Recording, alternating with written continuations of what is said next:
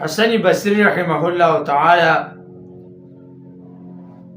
تشریف فرماو. په دې کې یو کس رالی ورته وفرمایل پلاني ځای کې باران نه کېږي، دعا وکړه چې الله رب العزت باران وکړي. حسن بصری رحمه الله تعالی هغه ته وفرمایل و استغفار وایه، ته مې استغفار وایه او قوم ته وایه چې هغه مې استغفار وایه، نو الله رب العزت باران وکړي.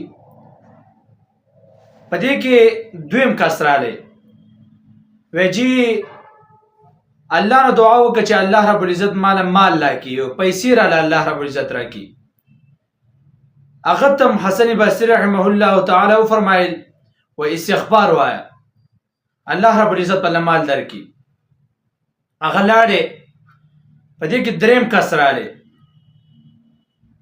ورته وفرمایل ما ته دعا وکړه بچي مې نشته چې الله رب العزت مال اولاد راکړي، بچي راله الله رب العزت راکړي.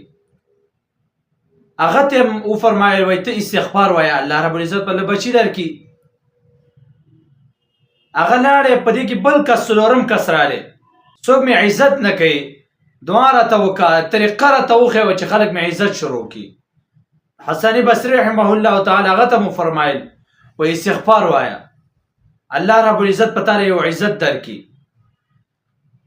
دې کې شاګردان موجود یو شاګرد ته تپوس وکړه، وایي څلور کسان راله، مختلف شیونه ستا نه وغوښتل چې الله رب العزت نه دعا وکړه چې موږ له دا اشیا راکړي. یو کس رالی باران نه کېږي، بل رالی وایي اولاد مې نشته، بل رالی وایي پیسې او مال الله نه دعا وکړه چې راکړي، بل کس رالی عزت مې څوک نه کوي. څلور اشیا خلکو وغوښتل او ځان له ځان له اشیا و. تا ورته یو طریقه صرف وښودله چې استغفار وایه، دا ولې؟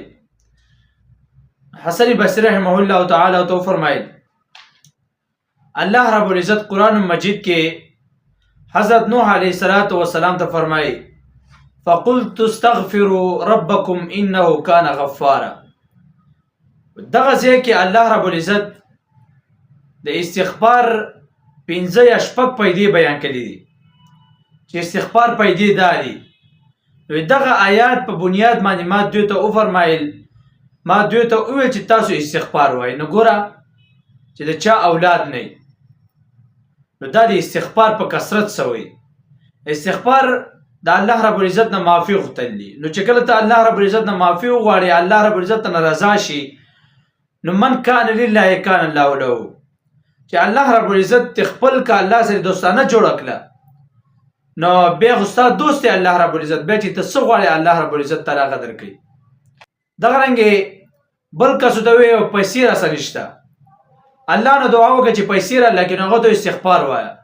چې ته کله الله رب العزت راضي کړي، خپل ګناهونو باندې معافي وغواړې، الله رب العزت به خامخا مال درکوي.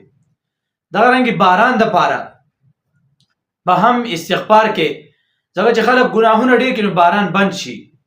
نو چې خلک معافي وغواړي الله رب العزت نه، نو الله رب العزت باران بیا شروع کړي.